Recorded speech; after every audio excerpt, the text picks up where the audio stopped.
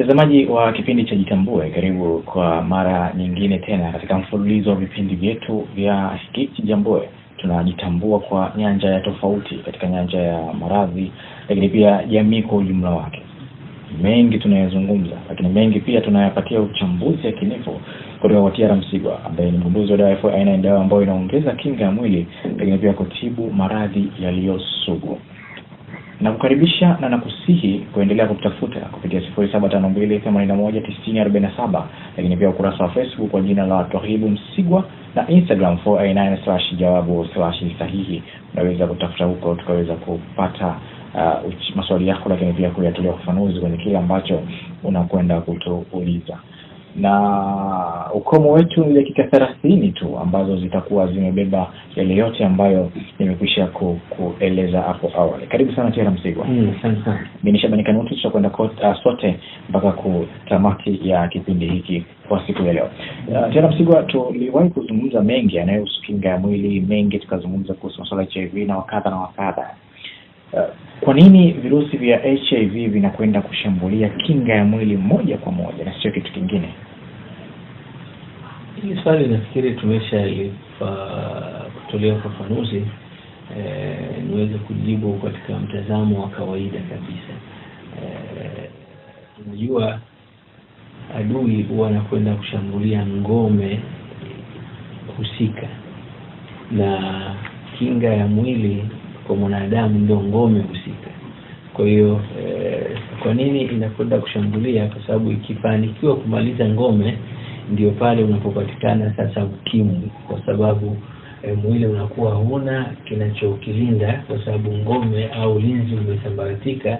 Kwa hiyo yanaibuka sasa typhoid, inaibuka fungus, inaibuka kitu gani. Kwa hiyo nilimaliza kujibu swali hilo, kwa sababu ngome inapotetereka ndio mambo mengine yanavyoharibika katika safari ya maisha.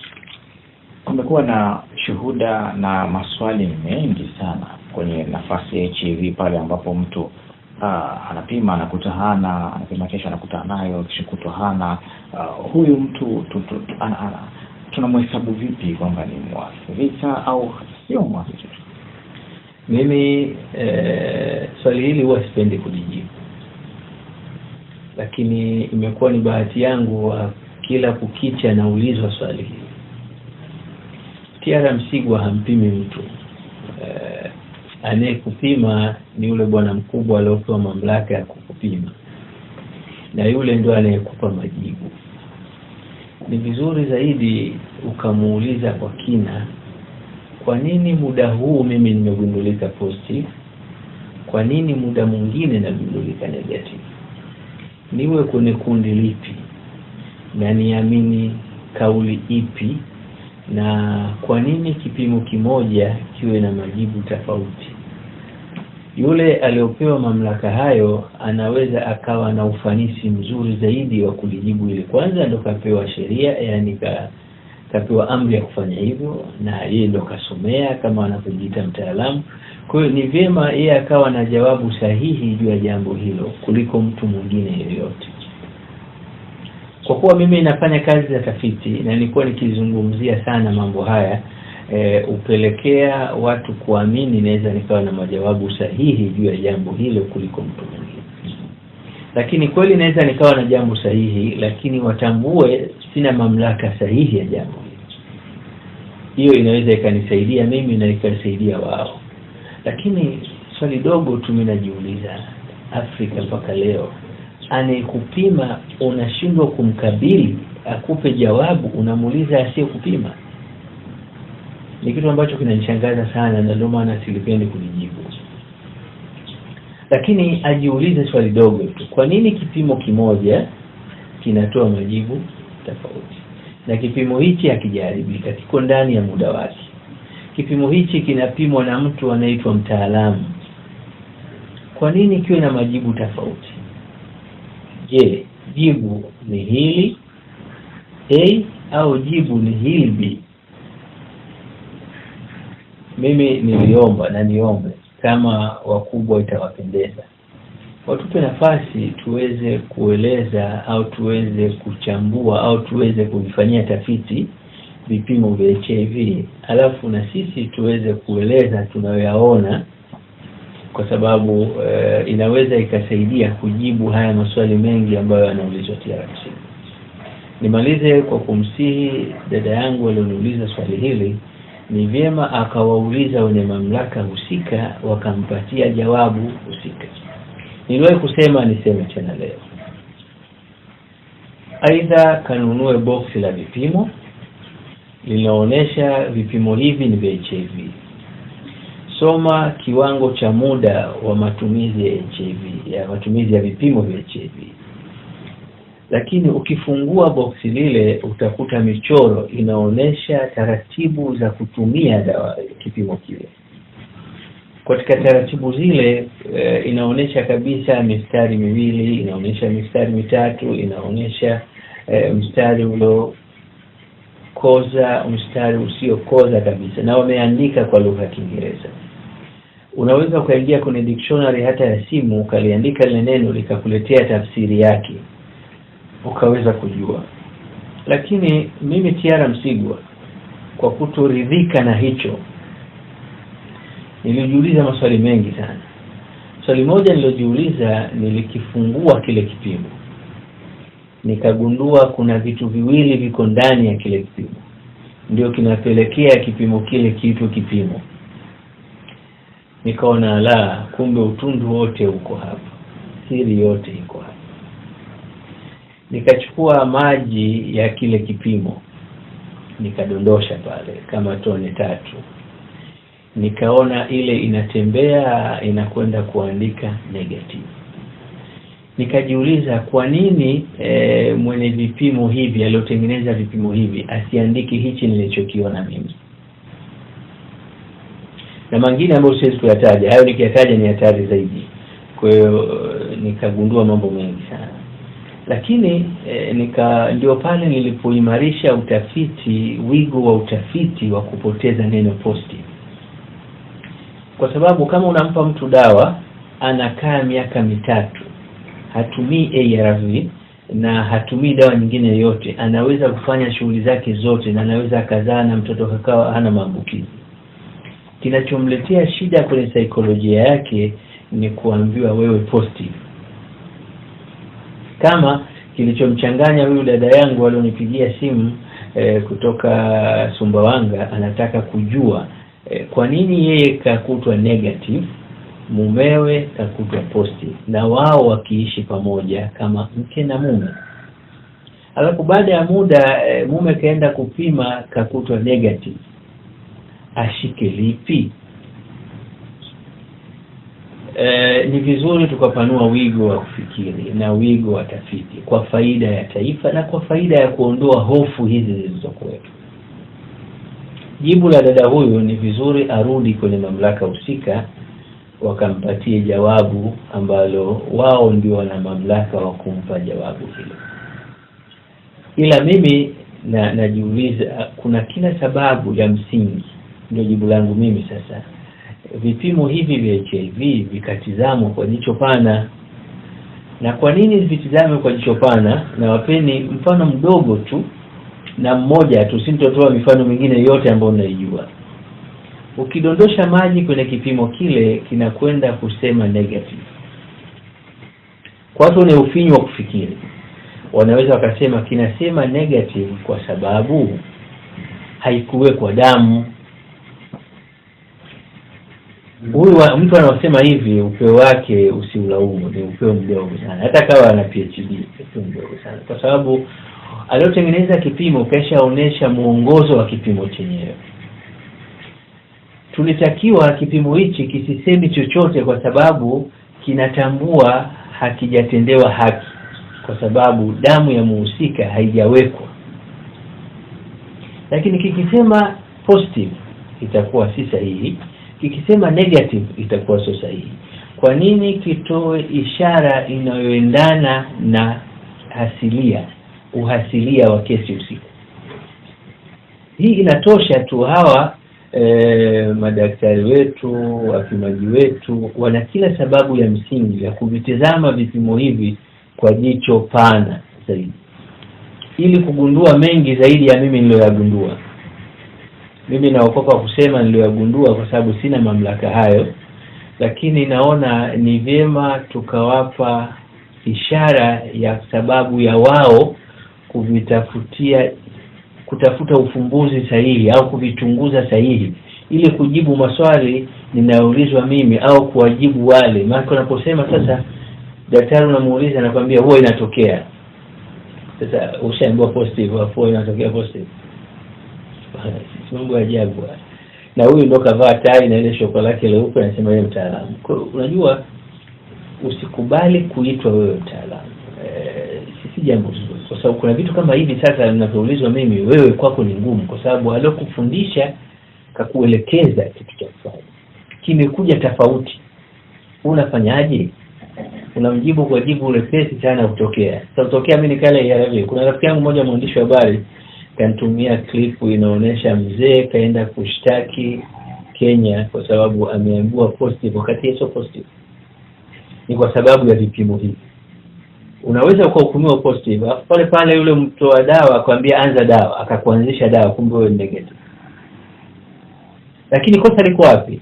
Hawakufanya tafiti ya hivi vipimo. Yeye alipopewa muongozo, yeye akaufanyia kazi muongozo na akaenda kuanzia wapi. Kwa mfano unamwambia bwana hili ni papai.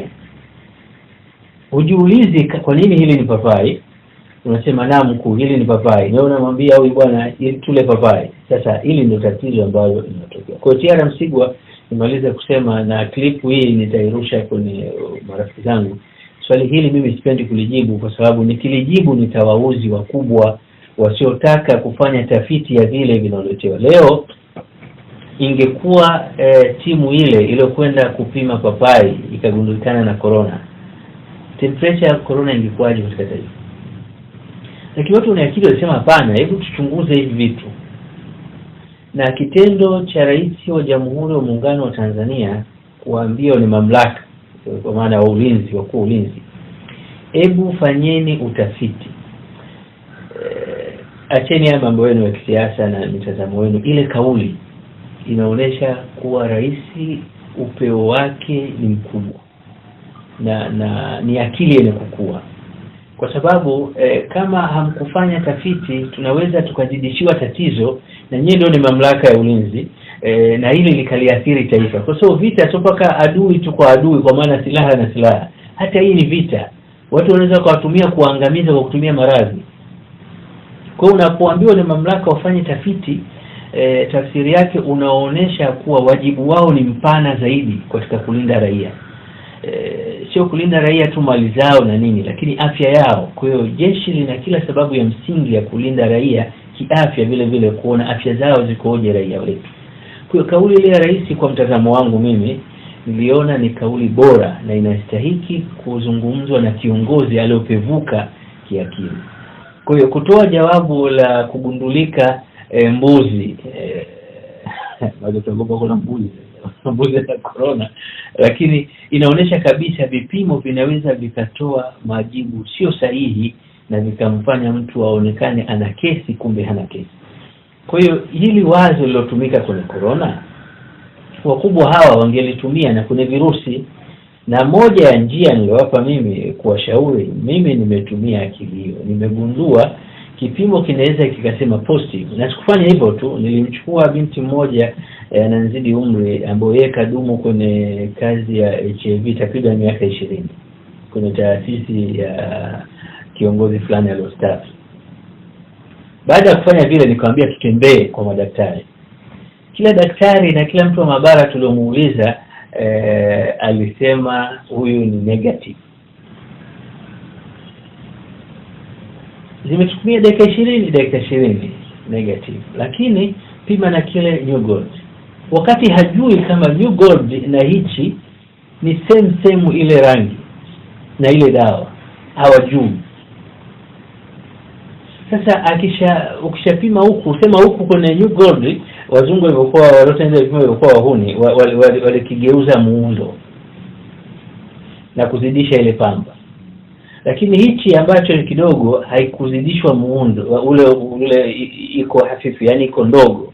Sawa, lakini ni hichi Sasa hichi kinaweza ikawa kina bei kubwa, za bei dogo. Kwa sababu gani? Wametumia fursa kuona watu ni akili kuambiwa, wakishaambiwa tu wao wanafanya. Hili ndio tatizo la Afrika. Na wewe unaoambia ukweli ndio wanaweza kutengeneza mazingira ya kupoteza.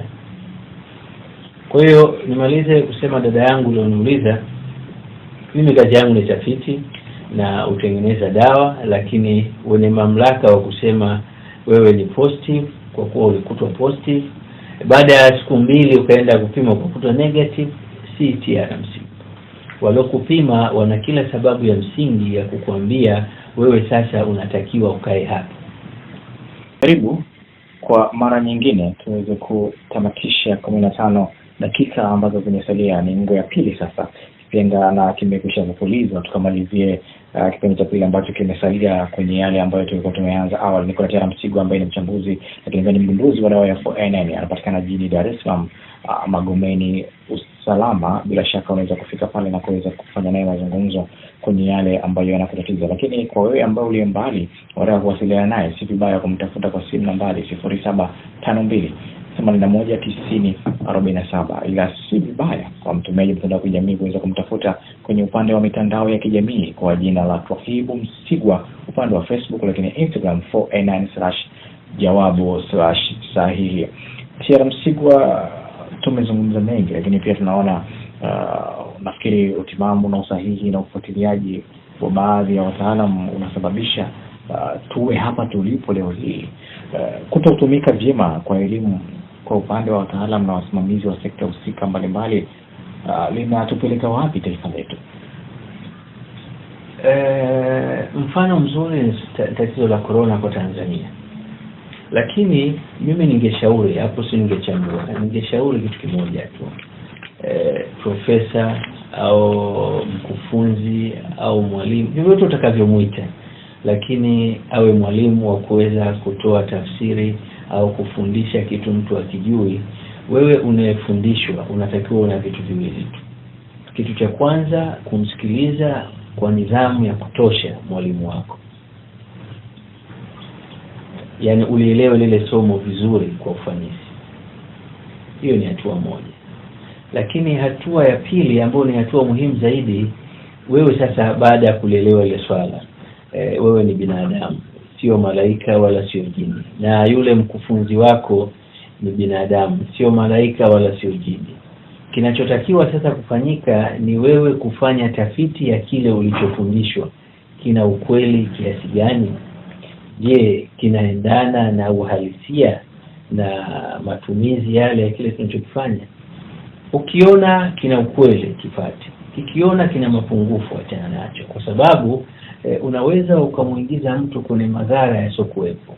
Unaweza ukatarisha maisha ya mtu pasipokuwa na sababu yote. Wewe ukatumika kama daraja.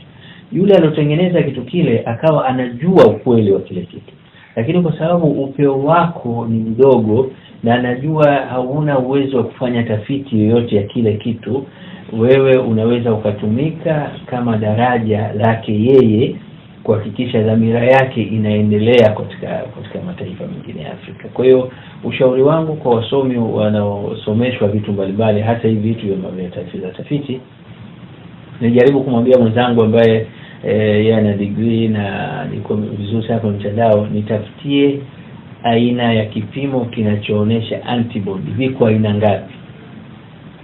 Nilimuuliza swali hili kwa mtego kwa sababu virusi viko aina nyingi.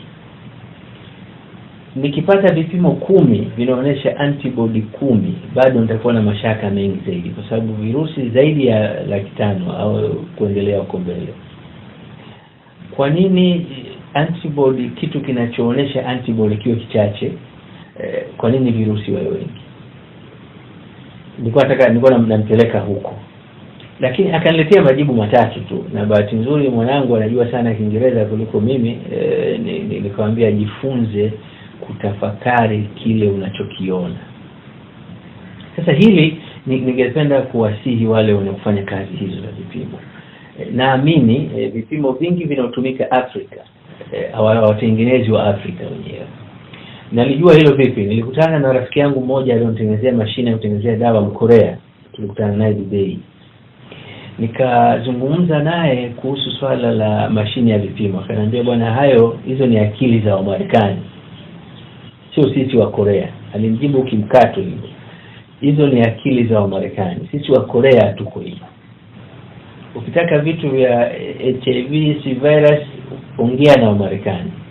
Sisi nikamwambia basi nimekuelewa, tubaki mimi na wewe kwenye mashine ya kutengeneza. Sawa. Tukazungumza ambayo singependa kuyasema, lakini nikagundua kitu fulani.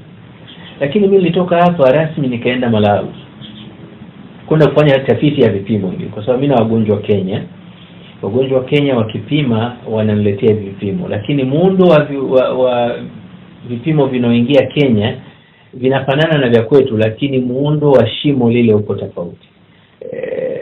Kuna vitu vingi na kuchunguza Malawi, muundo ni tofauti, lakini ile rangi ni ile dawa ni ile, lakini viundo vya Kenya na Malawi kidogo viko tofauti. Lakini ukitazama Denmark vipimo vyake vya HIV viko tofauti. Ukitazama Uingereza vipimo vyake viko tofauti. Na nilitoa mfano kwenye kipindi kilichopita, mama mmoja rafiki yangu anaishi Uingereza, alienda hapo hospitali ambayo singependa kutaja jina, akaambiwa bwana, wewe hali yako mbaya sana na lazima tukuandikie dawa. Mama akatoroka kwenda zake Uingereza. Kupima Uingereza akastaajabu. Na aliporudi akasema nampata yule daktari aliniambia hivi, akanifanya unapata hata bure ile dawa. Sisi asilimia kubwa ya wataalamu wetu hawa ni akili kuambiwa. Nilimuuliza rafiki yangu mmoja ni daktari wa meno. Nilimuuliza bwana, wewe una miaka zaidi ya 5 unafanya kazi ya meno, kuna kitu cha ziada ulichogundua tofauti ya mafunzo uliochukua? Akaniambia hapana, mimi nafanya jinsi nilivyofundishwa. Nikaona uelewa wake huyu uko namna. Kwa hiyo tokea hapo sigombani naye au sivutani naye, kwa sababu uelewa wake nimeshauona, yeye ni muumini wa uelewa wa namna gani. Lakini nisisitize na nishauri ni vizuri tukapanua wigo wa tafiti. Na bahati nzuri rais keshaonesha mfano, timu iliyokwenda kufanya kazi hiyo ilifanya kuona udhaifu wa vipimo fulani. Na tatizo lile sasa hivi, hata kama kuna baadhi watu wanasema tatizo lipo, tuchukue tahadhari, lakini kwa mujibu wa mamlaka wametuthibitishia kuwa tatizo limebaki kidogo sana. Kwa hiyo tuna wagonjwa wachache sana. Kwa maana hiyo tatizo hilo Mungu amelijalia. Na tumeona nyumba ilikuwa inatumika imerudishwa kwa wanafunzi, kwa kuwa tatizo sasa hali ni shwari. Ingekuwa sio shwari, wanafunzi sio wangeruhusiwa kwenda kukaa sehemu ambayo ina hatari. Kwa maana kilichopelekea hicho ni kugundua udhaifu wa kipimo pia. Imesaidia kuteremsha ile temperature. Kwa hiyo wana kila sababu kufanya tafiti pana zaidi katika vipimo vingine ili kupunguza msongamano wa matatizo na kuyapatia jawabu matatizo, na vile vile iwe fundisho sasa. Kipimo kikiletwa kutoka Marekani, kutoka Uingereza, kutoka Ubelgiji, kutoka Ujerumani, tupokee kwa sababu ni msaada, lakini tuambie jamani, sisi tumepokea msaada wenu, lakini hebu acha tufanyie kazi tuone msaada huu kweli ni mzuri kwetu. Sio tunapokea tu kwa sababu unapenda kuomba na unapenda msaada, ukipokea tunaona furahi. Hapana.